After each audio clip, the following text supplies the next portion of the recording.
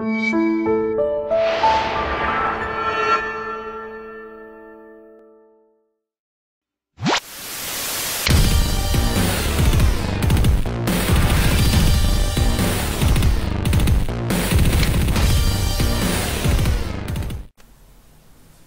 Ginyu Force! We're back with another Primetime Crisis vlog, talking about some Steven Universe episodes. First up, we're going to be talking about the new Crystal Gems, which is kind of a fun epilogue episode about the most recent story arc, the From Out of This World story arc. And I have with me, as always, your friend and mine, Deadpoolzilla. Say hello, Deadpoolzilla. Greetings to the emotional spectrum. Hey! This was a pretty fun episode. Essentially, it explains what Connie and Peridot and Lapis Lazuli were doing in Beach City as Steven and the Crystal Gems were rescuing Greg. And I was very pleased with this pretty light, kind of fun episode. What did you think of it? Oh yeah, it was a great episode, you know, showing the all new, all different Crystal Gems. I can't wait to pick up that #1. Wait a minute. That's right. Oh, so much. Yeah, I would love to pick up the Jim Lee fold-out cover. Oh, and don't forget like the laminated 3D cover. Oh, you know it. That's it. Oh, I pretty much had a feeling what this episode was going to be like. I figured it was going to be an episode of showing Connie and the other two gems kind of bonding with each other and kind of figuring out a bit of responsibility on their own. And I figured it was going to be told in flashback to Steven. I just didn't know if they were going to be facing a monster or something mundane, and they were facing something mundane. This was actually, because you and me kind of talked about if the rubies were going to play a role in here, after seeing them at real quick moment in the space story arc. And yeah, it was kind of like, oh, well, no rubies, but still, fun times with Lapis and Peridot. And this is, I think, the first time those three characters have officially interacted with each other. Yeah, I think they may have been around each other. I mean, Connie obviously knew who they were, and vice versa, although Lapis was a little vague on who she was. But I was hoping kind of we'd get the fact that this is the first time these characters have really had taste of responsibility. And yeah, they basically, essentially, they had no monsters to fight, no evil to fight, so they took care of Greg's car wash. But it was a good chance for them to, like, kind of relate to each other and, you know, figure out how each other works. And it was interesting seeing how Connie kind of fits into Steven's role. And, you know, it gets a really funny joke where she tries to do, like, an inspirational speech, and she's got nothing. It's like, hey, you love me and I love you and let's work together and, you know, stuff. What I loved about this episode is that it makes fun. It doesn't do the hey, we're making fun of ourselves kind of thing, but it still does that kind of trope. Yeah, that's a good point.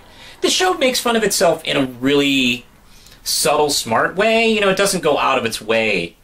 But you know, you can see how the characters look at each other, and you know, sometimes they say and ask the things we as viewers say and ask. I think the show's been really good at that.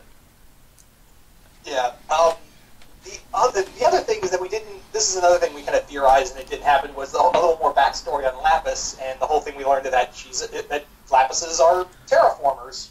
Yeah. Yeah, we didn't get that so much.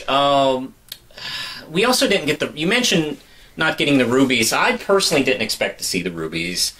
We got to kind of like be reminded the rubies are still out there and not dead. Although getting hit with the spaceship is not great, but they're not dead. I think it's going to be a little while until we see them again. I wouldn't be surprised if, you know, we don't see them until the end of the season. Yeah, I would not be shocked either. Because I've been seeing some fans go, "Oh, the rubies didn't come back this episode." Like, just chill out with the rubies. They'll come back when they come back.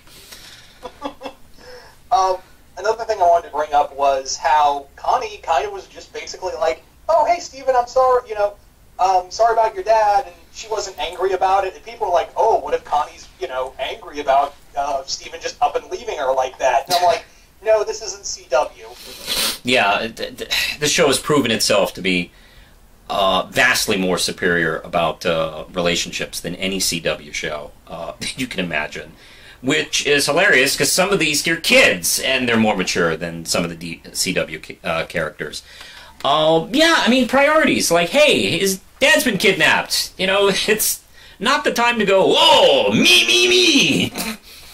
This show is so much smarter than that, and I'm really happy they didn't fail it once again.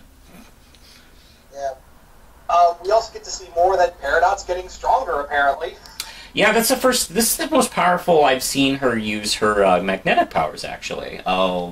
She's been barely able to move stuff. Now she's, like, you know, juggling cars and trucks. So, yeah, that's going to be coming in handy. I imagine she has been kind of practicing on her own on the farm, which is kind of good that these two dangerous, powerful aliens are out of the city on a farm where they can't really hurt people. It's made very apparently clear that, yeah, you don't want them in Beach City after seeing this episode. No, I mean, the crystal gems themselves, can sometimes be dangerous. And they've been living among humanity for thousands of years. These two, that's not great. So I think that's I think it's a really good idea. Let's see. I'm very curious to see. This was basically what I was hoping would be a character episode, and this episode we see the characters grow a little bit in roles, because Connie was this shy girl, and now she's kind of like an unofficial crystal gem. Lapis and Peridot were villains when they first showed up in the series, and now they're being trusted. And this is actually the first time Lapis.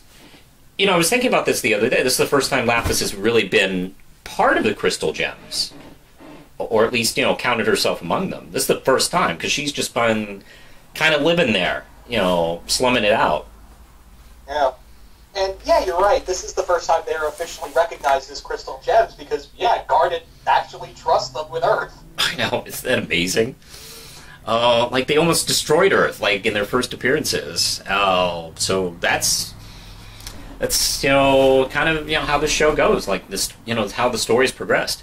And I'm curious to see, once another crisis hits, they'll probably be very good backup or part of, the whole action.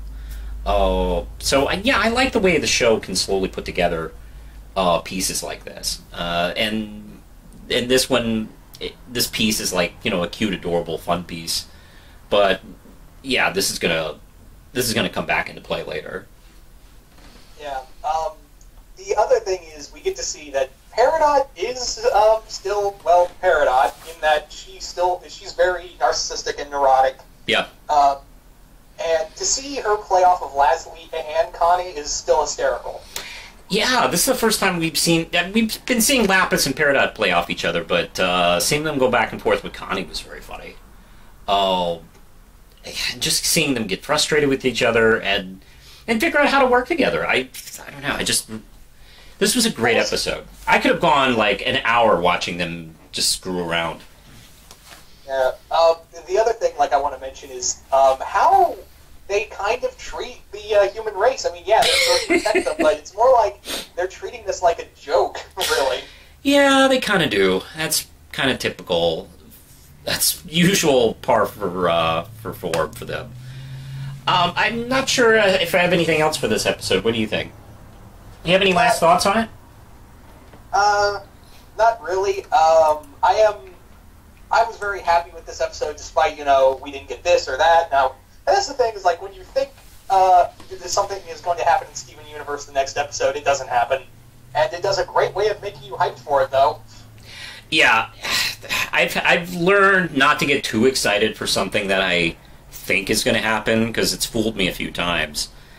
And it always makes me laugh when I see fans get mad. It's like, have you met this show? It's oh, okay, yeah, you've seen 200 episodes, and yet you still get fooled every time. Which I guess, attributes to the writing of the show. Yeah, but all in all, just really fun episode. It didn't prepare me at all for the next episode we're going to talk about. That's right, and we'll get onto that next. So let us know what you think below in the comments. This is Deadpoolzilla. He's a really cool guy. You should check out his page. I'll throw a link at the under the video below. And I think we're going to get going here. You want to do the honors?